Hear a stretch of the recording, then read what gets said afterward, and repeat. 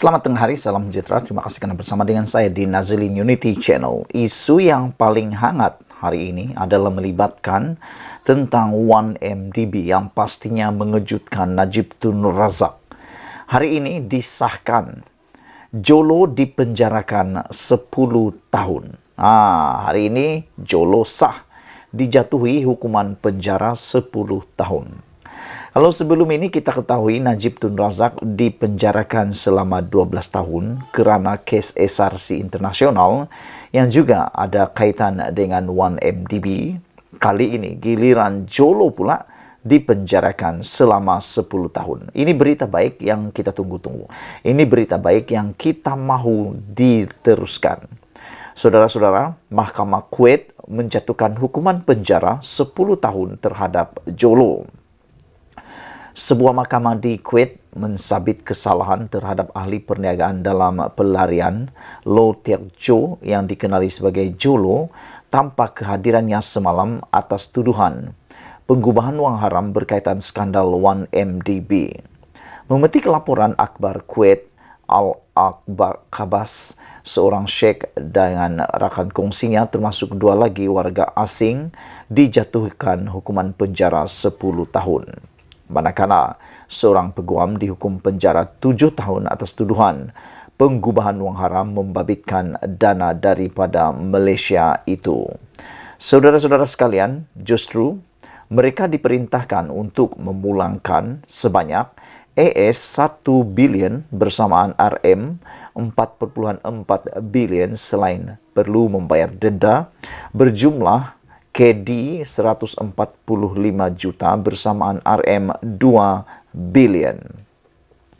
Bagaimanapun, akhbar berkenan tidak mendedahkan nama syekh terbabit termasuk rakan kongsi maupun peguam berkenan.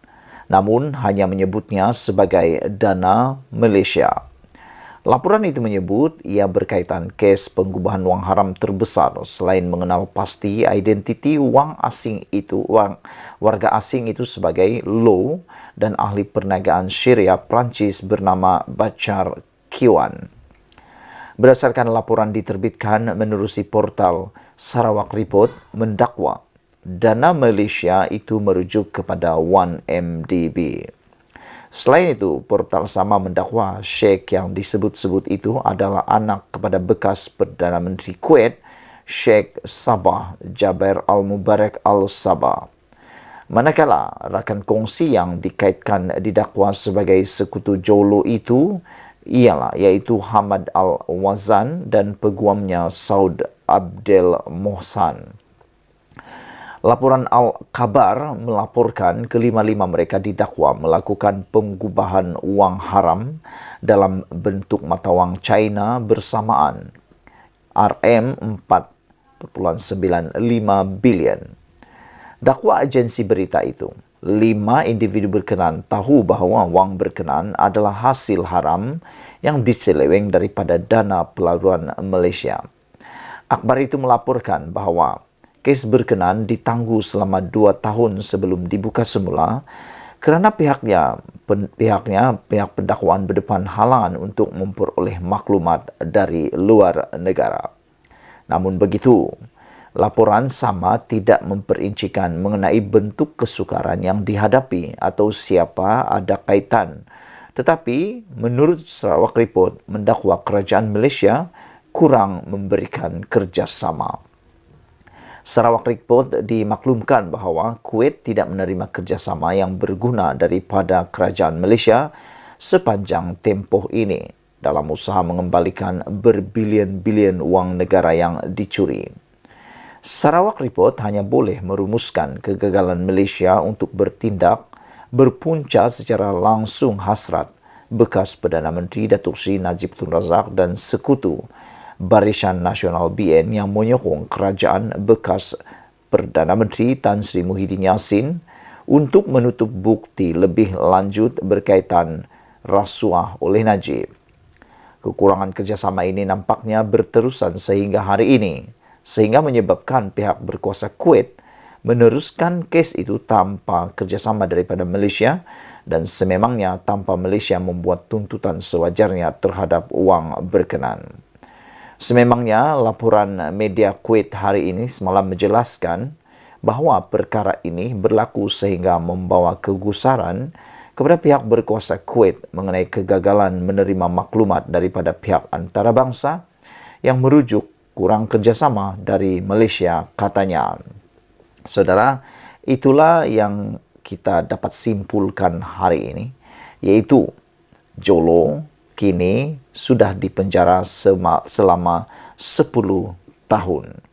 Walaupun menurut satu lagi laporan daripada Sabudin.com, Sabudin menulis di dalam laporan beliau bahawa walaupun kurang kerjasama daripada Malaysia, kes 1MDB di Kuwait tetap diteruskan dan Jolo akhirnya dipenjarakan selama 10 tahun. Laporan itu tidak menghuraikan mengenai kesukaran atau siapa yang terlibat, tetapi Sarawak Report berkata ia menunjukkan kurangnya kerjasama daripada Malaysia. Low menafikan salah laku yang sebelum ini, tetapi setakat ini tidak mengulas mengenai laporan WSJ itu. Tahun lalu, Bachar yang berasal dari Kuwait memberitahu Malaysia kini bahawa dia ada menawarkan diri untuk membantu siasatan SPRM. Low didakwa menggunakan syarikat Bachar Al-Wasid untuk mengubah wang. Bachar berkata apabila dia enggan bekerjasama, pegawai Kuwait mendakwa dirinya bersama keluarga dan rakan kongsinya sehingga memaksa dia melarikan diri dari negara itu ke Perancis. Bachar berkata dia percaya bahawa dana itu adalah komisen yang diterima Low daripada firma Cina yang terlibat dalam projek infrastruktur besar di Malaysia. Saudara-saudara sekalian, kita amat bersyukur kerana laporan hari ini amat-amat kita nanti-nantikan, yaitu yang mana kita boleh andaikan ini kemenangan besar kepada rakyat Malaysia, kemenangan besar kepada negara kita apabila negara kita telah pun mendapat kewajaran yang sepatutnya. Wang negara yang hilang kini semakin lama semakin kita dapat peroleh semula. Dan orang-orang yang bersengkongkol yang telah mencuri wang kekayaan negara kini menerima balasan yang setimpal dan sepatutnya. Saya fikir negara Malaysia haruslah lebih proaktif dalam mahu menangkap Jolo ini. Jangan dibiarkan Jolo terus-menerus melarikan diri. Karena dengan penangkapan Jolo, saya fikir itu akan dapat lebih merungkai masalah-masalah yang lain. Sekian dulu Malaysia kita punya. Kita juga sama-sama cintai Malaysiaku. Bye-bye.